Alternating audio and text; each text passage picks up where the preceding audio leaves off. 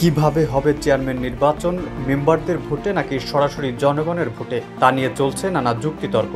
আর এই তর্কটি সামনে এনেছেন স্থানীয় সরকার সংস্কার কমিশনের প্রধান ও চট্টগ্রাম বিশ্ববিদ্যালয়ের লোক প্রশাসন বিভাগের সাবেক অধ্যাপক ডক্টর তোফায়েল আহমেদ।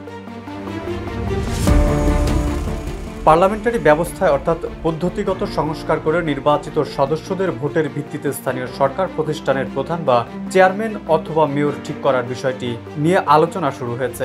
স্থানীয় সরকার বিশেষজ্ঞরা এই মতের পক্ষে নানা যুক্তি দিয়েছেন। তবে বিশেষজ্ঞদের কেউ কেউ এমনটাও বলছেন, চেয়ারম্যান বা মেয়র পদের রাজনৈতিক প্রার্থীর চিন্তা বাদ দিয়ে উভয়ের জন্যই সরাসরি ভোট না হলে জনগণ ভোটের অধিকার থেকে দূরে সরে যেতে পারে। বর্তমানে ইউনিয়ন পরিষদের মেম্বার ও চেয়ারম্যান পদে সরাসরি ভোট দেন ভোটাররা।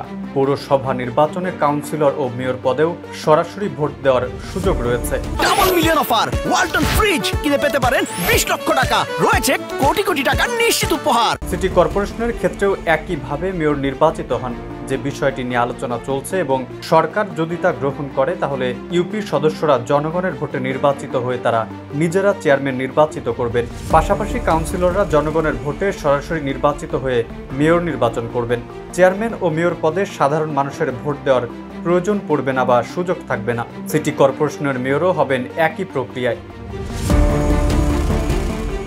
গত শনিবার নির্বাচন কমিশনে অনুষ্ঠিত বৈঠক শেষে ডক্টর তোফায়েল আহমেদ বলেন, জাতীয় সংসদে নির্বাচিত সংসদ সদস্যরা যেমন প্রধানমন্ত্রী নির্বাচিত করেন, তেমনি নির্বাচিত স্থানীয় সরকার সদস্যরা তাদের সভায় প্রধান নির্বাচন করবেন। আর সব স্থানীয় সরকার গঠন হবে এক আইনে, এক নির্বাচনে। এক্ষেত্রে অধ্যাপক তোফায়েল আহমেদ যুক্তি দেন, গত কমিশন যে স্থানীয় নির্বাচন করেছে এতে 23,000 কোটি টাকা ব্যয় হয়েছে। ওই নির্বাচন আয়োজনে 19 থেকে 20 লাখ লোকের প্রয়োজন হয়েছে। ভোট গ্রহণের সময় লেগেছে 225 দিনের মতো। তাই স্থানীয় নির্বাচনে যদি পার্লামেন্টারি সিস্টেম নিয়ে আসা হয়, ইউনিয়ন পৌরসভা বা সিটি কর্পোরেশনে যদি একই সিস্টেমে ভোটের আয়োজন করা যায় তাহলে খরচ চলে আসবে 600 কোটি টাকার মধ্যে। লোকবল কম লাগবে, সময়ও অনেক কম, মাত্র 45 দিন।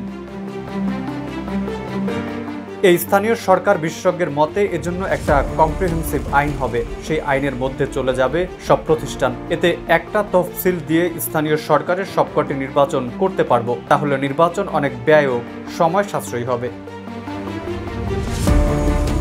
এদিকে ডক্টর তোফায়েলের মতামতের বিরোধিতা করে ভিন্ন মত দিয়েছেন রাজশাহী বিশ্ববিদ্যালয়ের লোক প্রশাসন বিভাগের চেয়ারম্যান অধ্যাপক ডক্টর নুরুল মোমেন। তিনি বলেন, বর্তমানে জনগণের ভোটে চেয়ারম্যান ও মেয়র নির্বাচিত হচ্ছেন।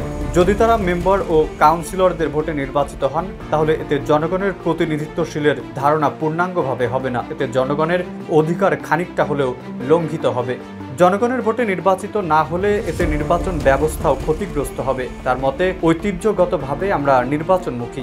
যারা জনপ্রতিনিধিত্ব রাখার ক্ষমতা রাখে সেই সব মানুষকে সরাসরি ভোটে নির্বাচন করাই সংসদ সদস্যদের ভোটে প্রধানমন্ত্রী নির্বাচিত হন। সেই যুক্তি দিয়ে ইউনিয়ন পরিষদেও চেয়ারম্যান নির্বাচন প্রক্রিয়াটি খোঁড়া যুক্তি। আশা করছি সংশ্লিষ্ট কমিশন সবার সঙ্গে কথা বলে সরকারের কাছে সুপারিশ করবেন। ঢাকা বিশ্ববিদ্যালয়ের লোক প্রশাসন বিভাগের শিক্ষক অধ্যাপক ডক্টর সাদিক হাসানও অধ্যাপক নুরুল মোমেনের সাথে একমত পোষণ করেছেন। তিনি মনে করেন, ইউপির সদস্যদের ভোটে চেয়ারম্যান নির্বাচন করার প্রক্রিয়াটি ঠিক হবে না।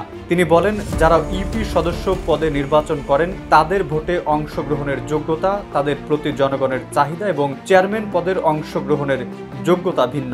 তাই ইউপি সদস্যদের ভোটে চেয়ারম্যান নির্বাচন করা আমাদের দেশের প্রেক্ষাপটে বাস্তবায়নযোগ্য হবে না। এই অধ্যাপকের যুক্তি হলো, জাতীয় সংসদ নির্বাচনে রাজনৈতিক দলগুলো প্রধান ভূমিকা রাখে।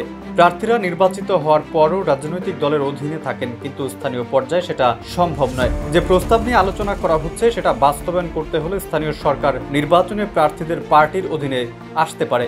এতে স্থানীয় সরকার নির্বাচন আরও রাজনীতিকরণ হয়ে যাবে।